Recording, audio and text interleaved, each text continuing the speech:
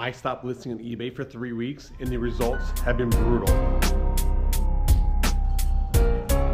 Welcome to Flipping and Punching, and it's been a little bit, I know, but we'll talk a little bit more about that. Today we're gonna pull some eBay orders, show you guys what is sold. We have maybe like 10 eBay orders, 3 Mercari orders, I think 3 Whatnot orders. So we're gonna pull those. And then we'll talk about, oh, there she is. Already interrupting my filming. You just wake up? Did you just wake up? Oh, here comes the other one rolling downstairs. Come on. Come on, baby. Hi. Come on, let's go outside. I know it's been a common theme on here the last couple months. I've been saying this, but I was, you probably wonder where I was the last couple weeks. Well, I told you guys I was gonna be putting out videos periodically here, beginning of the year, and part of the reason for that is I wanna have more of a work-life balance. I was in Vegas with Carrie from American Arbitrage. We were actually speaking at the Boss Reseller Mix, and I also brought my wife with me, and we celebrated our anniversary down there, so our 2nd anniversary. It's been a very, I can't believe it's been 2 years already. Great time. We had an absolute blast. Unfortunately, her job wouldn't let her get off PTO the entire time, so she was there for 3 days, had to fly back, and then I was there for the rest of the week. Was great though, was able to hit up a couple card shops with Carrie, and we got to film some content. You'll see that in the Picking and Punching Cards channel. And then right when I got back, my dad was here for about 2 weeks. So I decided something that I have never done before is not to list on eBay for 3 weeks. And let me tell you, it was absolutely brutal.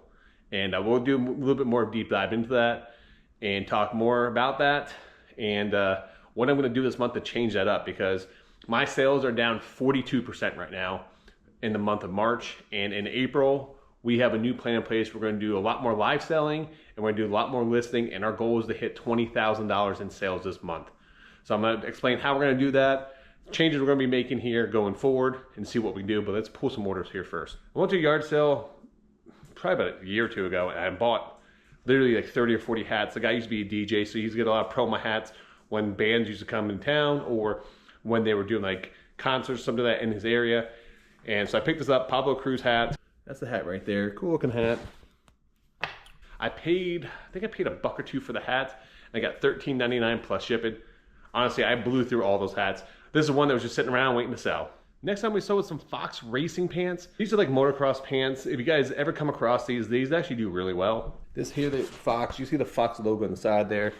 They're super heavy duty. Same thing for like motorcycle pants. They can sell well. They are heavy duty pants, and they're made to last and protect your body. I think I picked those up for like $5. I had them listed for $60. Realized that I had them listed way too high. Most of the comps were between like 35 and 45 bucks. Someone sent me an offer for 35 bucks. Like the last like 3 or 4 sales around 30 to 40. So I took it. I got 35 bucks plus shipping on that. Speaking about selling clothes, I want to let you guys know that on Thursday, April 3rd, we are doing a Threads raid train on Divot Threads. Starting at 9 a.m. It's going all the way to midnight. We have a ton of free items. Every hour we'll be giving away a bunch of stuff. I'll be live multiple times. Combo Picker will be live multiple times.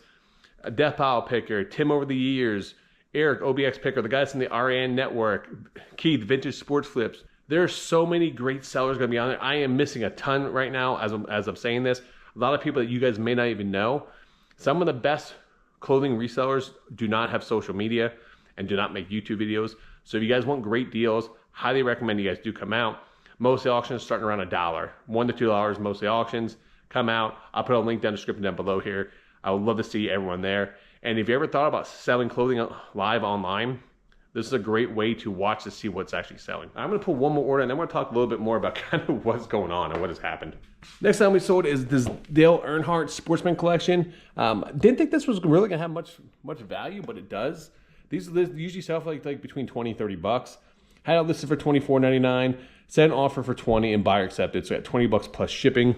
Bought that at the flea market. I don't know if you remember the one video where I bought a ton of NASCAR die cut cars. I got like a huge thing of Bruce Springsteen books and stuff like that. And this was actually in the lot. I think I paid like on average like $3 a piece. I got 20 bucks plus shipping, so very happy with that. All last year I was in Operation CSO, clear shit out. I was able to get rid of one of my storage units. I still have no one filled with stuff right now. After watching what ADHD did, and I will give him credit, you know, even though you guys didn't know that he was moving, he started to go, he went strictly to live selling because he wanted to clear out all his inventory so he didn't have to move it so he could start fresh. And it got me thinking, I was like, I am so envious of him. I wish I had a fresh start, redo my garage, redo everything, get rid of my storage unit, and just start fresh and see what I could potentially do.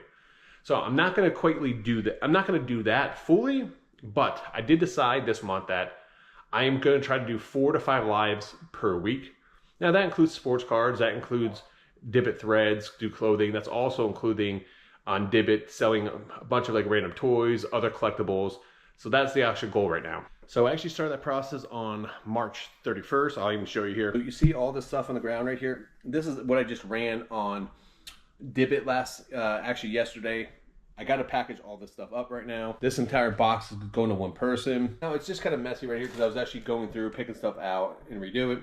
Sold a bunch of comic books as well. So I started the process. So it's going to be interesting to kind of see. So I think if I keep listing on eBay my higher dollar items and trying to bulk out a lot of those other items, that I can really try to make a big dent in what I have and try to get a fresh start. I don't know. We're going to try this out. Hopefully this works. So, but you know, I'm going to document this along the way. So you guys are going to see a lot more videos in April because I will be documenting the whole process. And I think that's the best way for me to make myself make more videos because time is money. And when I stopped listening, I was like, I need to focus just on listening. But I was like, no, you know what? I think it's better if I document this process and kind of see how I can take my store back up. So as of right now, we were down 42% in the month of March in my eBay business. And that's unacceptable. And that's on me, not eBay, not the economy, not anybody else. But let's pull some more orders. I had a couple sales on Mercari this week, which hasn't been happening really a lot lately. I would tell you, Poshmark has been dead for me. So let me know in the comments down below. Have you guys been selling a lot of Mercari, Poshmark? I would say I sell more on Mercari than I do on Poshmark. So first pin I sold, Disney pin. This is a stitch with making a snowman. I had this listed for $12.99. Sold this for $10 plus shipping. And then this one, I think I had this for $34.99. Took an offer for $30 plus shipping on this one. This one's actually really cool. Main Street Electric Parade. Both those pins came from a big Disney lot that I purchased in the past. You guys seen the video on my Pick and Punching channel, and I paid $3 a piece for these. So turned $6 into 50. I'll do that all day long. We actually sold another pin on eBay. This one is the Disneyland 50th anniversary from 1955 to 2005. The cool thing is this thing lights up. As you can see, it lights up. Once again, I paid $3 for this. I got $19.99 plus shipping. So to try to reach my goal, I need to do $5,000 in sales per week now, which is attainable, especially if you're doing live selling, you get quick flips.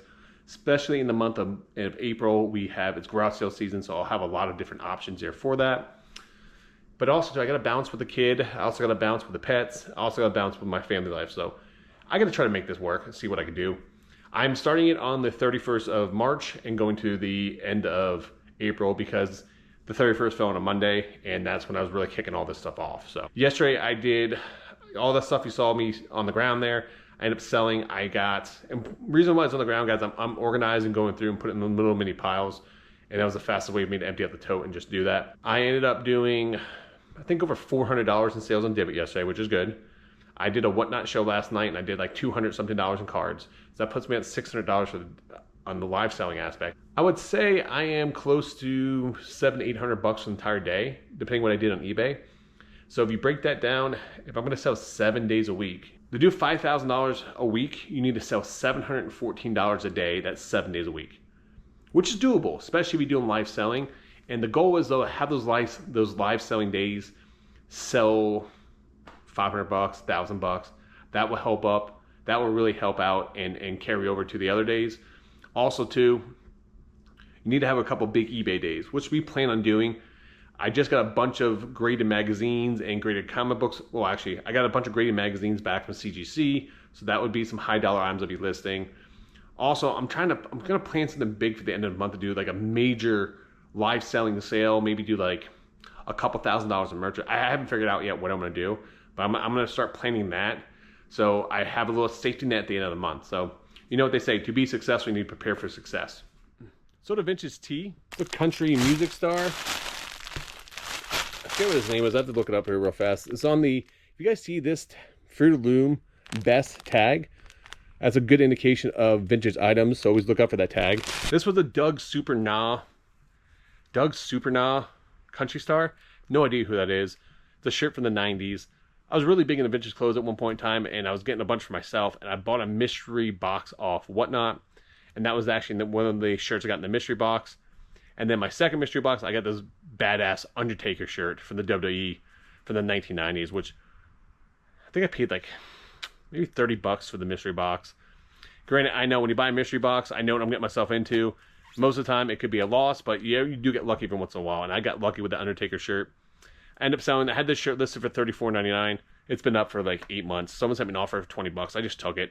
So, taking an L on this one, but I just want to move on. Had fun with the mystery box situation, so it's a win-win.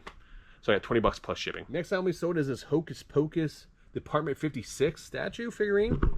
Ended up paying $10 for this, and I had it listed for $69.99, which is probably a little higher than what I should have listed. These were selling between $50 and $60, but there wasn't a lot listed, so I listed it a little bit higher, kind of see what would happen. It was small, didn't take up much room.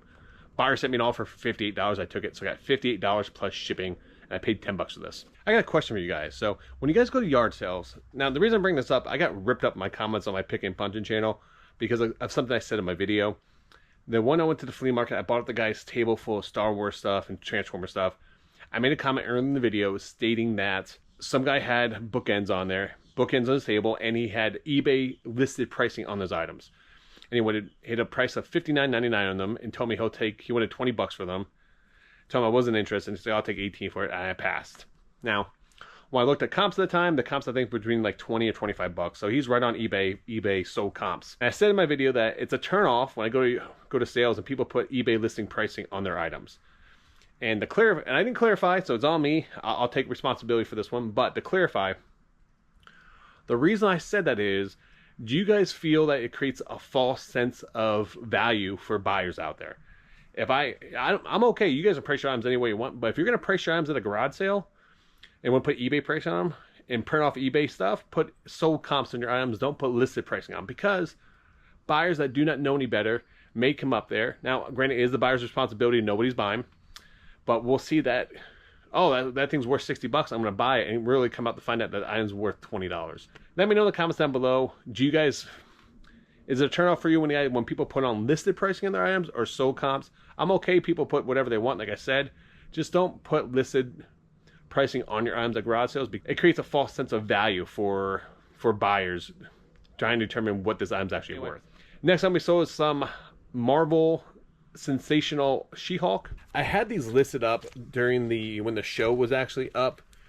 The show did not get good reviews, so it makes sense why these all didn't sell. I listed super high in the very beginning because there's a lot of hype around the different Marvel TV shows, and you can get a premium for items at a time.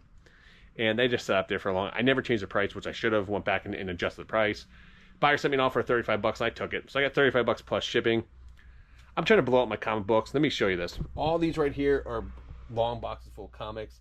I have another shelf full, another 5 or 6 boxes. I was originally over 20 something boxes. Now I'm down to, I just counted. I thought I had more.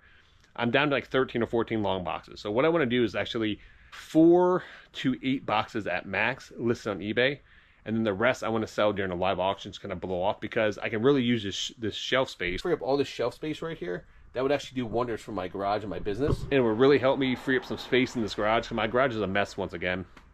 Part of the reason for that is I just brought a bunch of stuff over to start doing live selling, and when my dad comes to visit, I use the spare room in my house to organize merchandise to do live shows, and when he's here, I had to clear the entire room to move it over. He just left over the weekend, which it sucks. I miss having my dad here, but also too, it does feel nice to get back to work because I love what I do. And it's hard to work when you have family in town because you want to work, but you want to also hang out with your family and do stuff. All right, next time we sold some Legos. This was a Star Wars set. You see the ship here. And this was a bad buy. I went to a yard sale and I bought, well, first off, I had it listed for $24.99 and took an offer of $19.99. I just want to move them, get rid of them. They were loose Star Wars Legos. And I went to a yard sale. They were all sitting on a table. They were all put together. So I will buy Legos at garage sales if they're put together and complete, and then I put them in separate bags so this way I don't lose the pieces and stuff like that. And I think I paid like $200 for like all these sets, because previously I sold the original Star Wars Lego figures that were retired for tons of money, like tons of money. Even loose, I could at least double my money there. And what I didn't realize is these were re-releases. They weren't the original releases that were retired, and come to find out that made a bad buy. So it happens to all of us, but just happy to move it. I got $19.99 plus shipping. I sold that on Whatnot. Whatnot static marketplace, by the way, not during a live auction. Sold this Transformer figure. I actually sold this on Whatnot static marketplace as well. I had it listed for $49.99. Someone sent me an offer, I think for 40 bucks, and I took it. So I got $40 plus shipping on that, and I think I paid 15 or 20 bucks for that. So a little double up there. We sold another game on Macari. This is Cold Realize for PlayStation Vita. If you guys ever come across these blue cases like this, you see PlayStation Vita in the corner, pick them up. Majority of the time, the games are going to have money. This was not. The PlayStation Vita in the US was considered a massive fail for Sony. So they didn't produce a lot of games, and a lot of games do hold their value. It was a huge success in Japan, but in the US side, didn't do very well, and it's an awesome system. Sony does not have a good history on handhelds compared to like Nintendo does. Nintendo kills it with handhelds. I've been buying so much when my dad was here. All I did was went sourcing.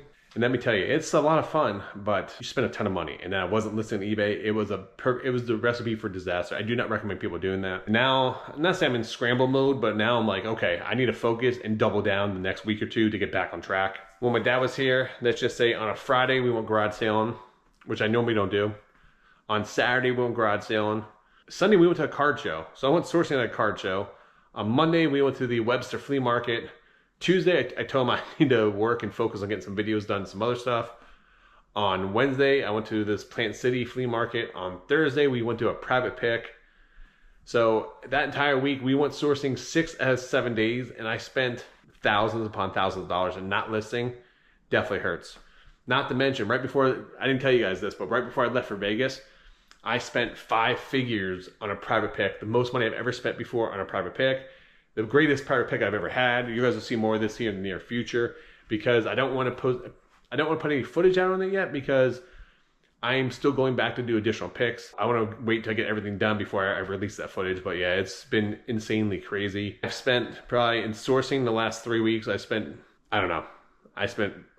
5 figures. I spent a lot of money, and I need to recoup that money as soon as possible. But anyway, forgot when I was pulling those Disney pins, I forgot one order. So I had these listed on the Whatnot marketplace. Had them listed for $24.99. Buyer sent me an offer, said, hey, would you take 40 bucks for the pair? And I accepted. I made a custom listing for her, and I sold these both for a total of 40 bucks. I paid 6 bucks, 3 bucks each. So I took 6 into 40. So I got $40 plus shipping. So I've been thinking more and more about this hard reset, what I want to do for my business.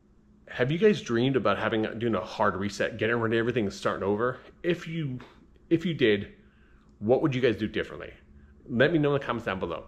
If you guys did a hard reset, what would you guys do differently? And I'm very intrigued to see, because I want some tips. I want some ideas, because when I'm doing this hard reset, I'm going to clear out a bunch of my old merchandise. I really want to clear this stuff down.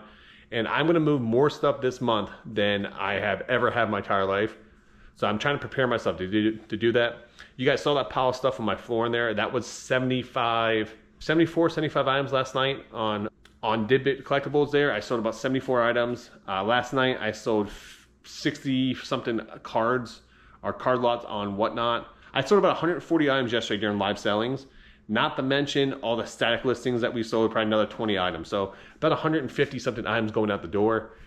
I'm going to keep doing that going forward and see what we could potentially do. But yeah, I'm interested to see what you guys have to say on that. Someone just sent me an offer as we're speaking on this. I had this listed for $14.99, sent me an offer for $10.50. So I decided to take it. So I got $10.50 plus shipping. And last thing we sold for the day is this Batman book, The Dark Knight Returns. I didn't get much of these, but I had multiple quantity orders of these. I will sell lower dollar items on eBay if I have multiple of them. So I think I had 3 or 4 of these. I listed for, I think, $8.99, $9.99. Buyer bought it for $8.99 plus shipping. I am okay selling low dollar items on eBay if I have multiple quantities of them. Make one listing, quantity of 4 or 5, whatever it is, and I'm okay getting $7, $8 for the item, because I don't have to do any work. It's one listing. So all I gotta do is quick package it up. It's gonna take me a minute or two to package that thing up, because put it right in a comic book box and just ship it out. So I got $8.99 plus shipping. We're gonna wrap up the video here, but I wanted to let you guys know we're doing a grand opening on Wednesday on Dibit Cards. And we're starting the show at 2 p.m. in the afternoon. It's going to 11 o'clock at night. We are doing a ton of sports cards, non-sports cards, Pokemon, Marvel, Star Wars. So come check that out. Also, the big raid train is on Thursday on Dibbit Threads, the clothing marketplace that we do have. We are starting at 9 a.m. going all the way to midnight. Gonna be crazy. They're gonna be doing giveaways every single hour. So jump in there, check out multiple shows throughout the day, tons of stuff. If you're interested in live selling, that is the day to go and watch how people live sell. But anyway, thank you guys so much for watching. Please make sure you like and subscribe. Until next time, make sure you guys keep flipping and punching.